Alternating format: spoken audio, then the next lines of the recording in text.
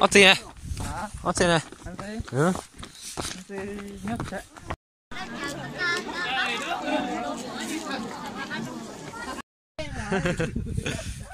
Nó nói cho tỷ bò bên một học chơi tỷ cũng chính giải đó. Chúng cho lại nó chỉ một lần cao thế trên này chỉ ta xài giờ tua luôn nên tàn đau rồi quá xưa được tệ thế à bên một học chơi ô tôi kén sát thật tuyệt nó được chơi chúng một tành đó ô chết rồi một cái có lề đó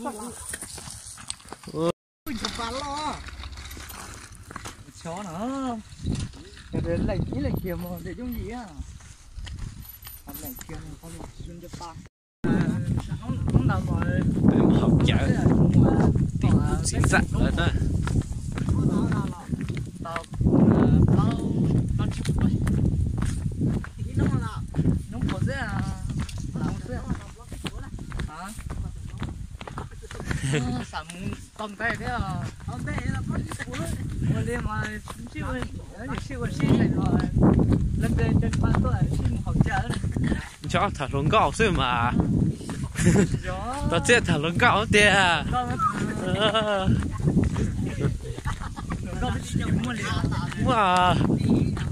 mua khế trúng thế mà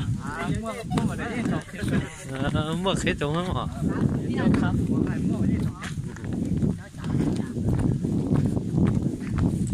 chúng đi vô bên này đó chúng đi vô bên này đó chết rồi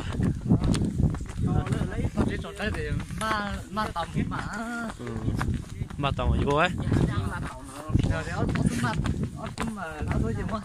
à tôi dùng tàu nhóm phải trẻ đó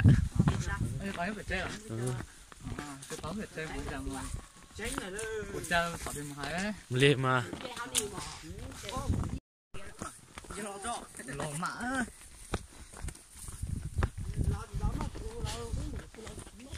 được tự nhiên nó vậy à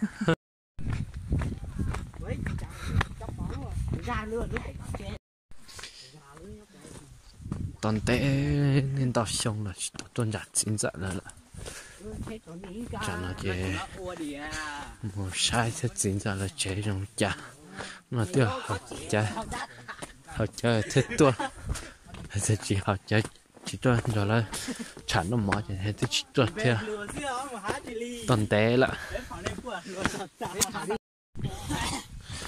ok chứ nó là ở tết ta là cho sao nó chỉ tậu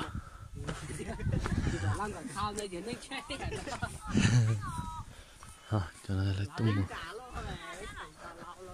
học chơi xem cái mẹ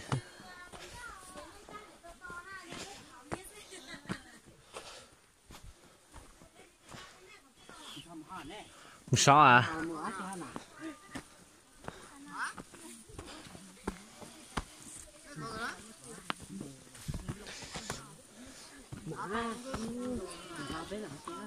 thế à chó này tôi thế rõ à nó tạt gì phao khi rồi à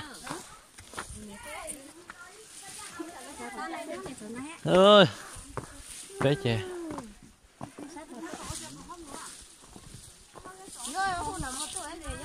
chị xem à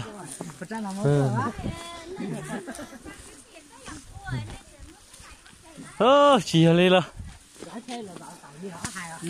cái hải muốn mình chơi thì cái này chỉ dành lo luôn một hao giá nè một hao giá một hao mùa trên đây chỉ tôi hay là xí vào chơi vậy một hao mùa vậy một hao mùa chính trả là lúc chơi một hao mùa tôi xí vào chơi ta nói là chính trả là lúc chơi toàn té đó là chỉ là tôi là trái tết chơi một hao mùa mà họ nhân này mà hết ta tao chơi thì tại chỉ tao lo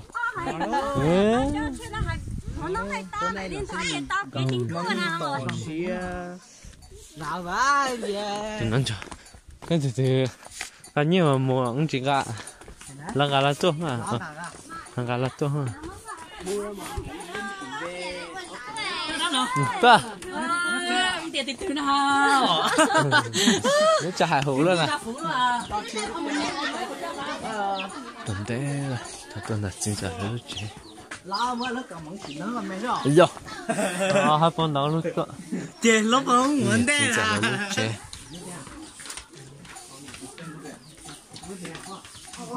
Một tivi, một tài danh nhá. Rồi bây giờ đi làm lúc chế. Đi làm lúc chế mừng quá. Không cho là nó.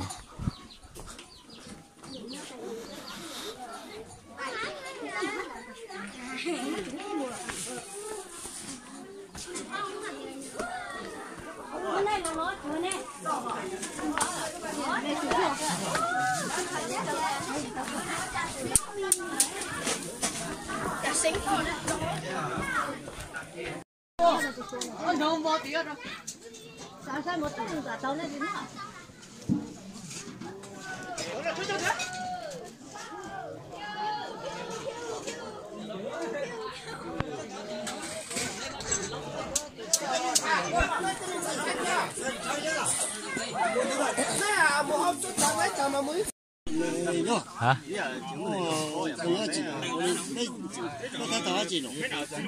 À, này đi chỉ mua à? Lão đa bé lão phân đi bé chưa thiếu là hiểu bé chưa chọn. Bé chưa thiếu. Nhà luôn đi ha, luôn đào đào nào. Nó sẽ dễ nó lát dễ chỉ phải dễ nào. Bé lưu hay gì còn bé chả chưa ấy.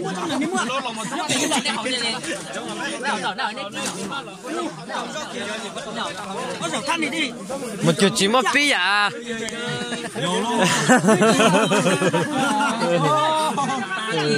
Chút chỉ mất phí à? Bé hòn bị hết. Bé hòn đến đây làm sát cháu.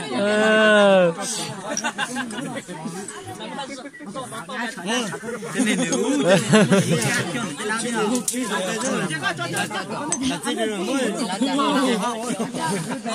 Cho chưa? Cho chưa? Cho chưa? Ê, ôi rồi mình nhổn đi. cho nên cho nó to nào. Nhiều mà. Mẹ chứ. Nên là老师的对嘛？对啦，老师在那边做，老师就准备了。Ui, chị chào lại. Có thể giết tao. Lúc này lên để trông em. Hả? Nó cho bộ phái mỏ coi rồi mà chứ nó cho bây giờ. Cho lẽ à. Bây giờ. Để chị nó cho cỡ 3 tỏ rồi. Bé trống rồi từ từ nữa. Vô này lo. Tao nếu tao lại à. Chế từ ít lúc rồi ra. Đừng có ý. Dạ nó gì à chơi hả? Khen đi rồi. Khen rồi. Nó bạc khí à, nó số. Nhưng mà muốn tao là. Lu mày này. Sắp xinh à? Sắp xinh. Tôi chưa đâu. Sắp xinh vậy? Sắp xinh. Đúng rồi. Sắp xinh vậy? Chứ mà gì? Làm vậy nó. Sắp xinh. Rồi, sẽ đâu? Không nó. Cá bảo đó à. Thôi. Chua. Không nào. Cá bảo đó à. Thật tệ, hôm nay liếm mà. Nó hợp chưa hợp? Hợp à? Cho xinh này. Chết gì?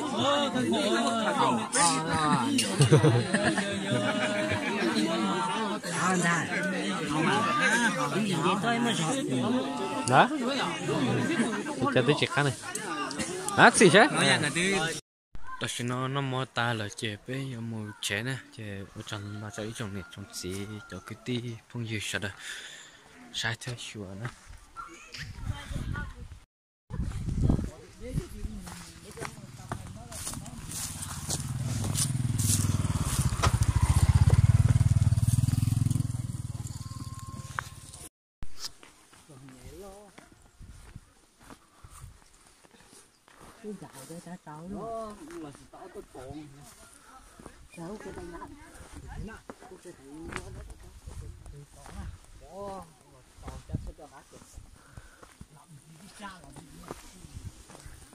อันนี้เนี่ยตัว